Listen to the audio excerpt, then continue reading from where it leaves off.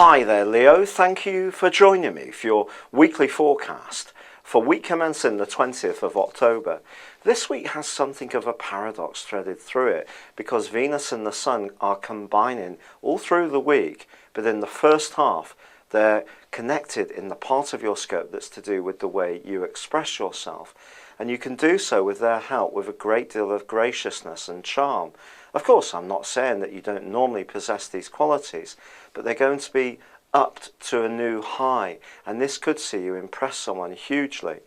But the irony comes from the fact that Mercury, the planet of communication, is in the same part of your horoscope and is twisting backwards, at least through till Saturday, when it starts to go into direct motion again.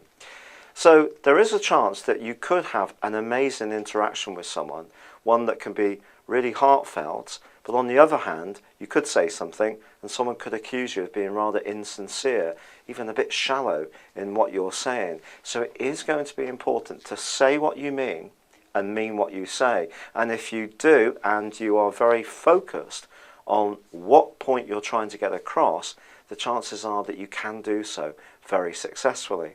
Now, Mercury, despite its retrograde, is actually forging a great link with Jupiter in your sign. So your enthusiasm can overcome an enormous amount of obstacles this week. In fact, people are going to find you something of an irresistible force. However, Jupiter does square up with Saturn, which is in the part of your scope to do with your home, emotion and family dimensions. So your desire to get things done may jar a little bit with Saturn's slower appreciation of the events, and not everybody may necessarily be giving you the type of plaudits or acknowledging you in the way that you want. So you are going to need to be patient in order to deal with this.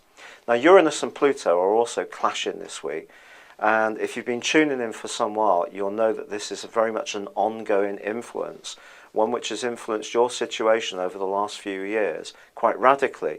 And it sees you struggling to make your commitments, to fulfill your commitments, whilst at the same time not feeling resentful about sacrificing your own independence. And that's going to be in the background this week as well.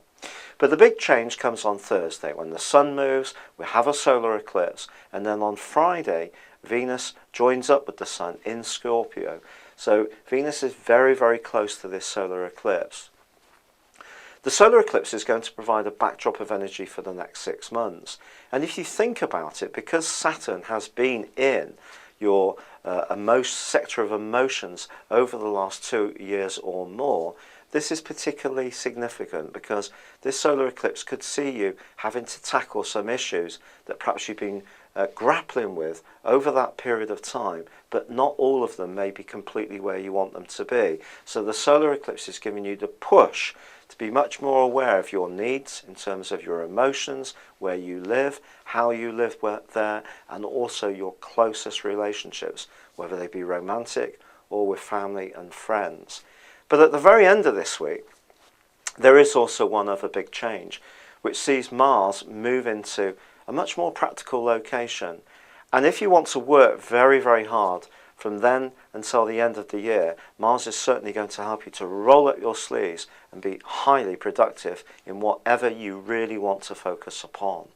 It's been a real pleasure being with you. Thank you for joining me. Good luck and goodbye for now.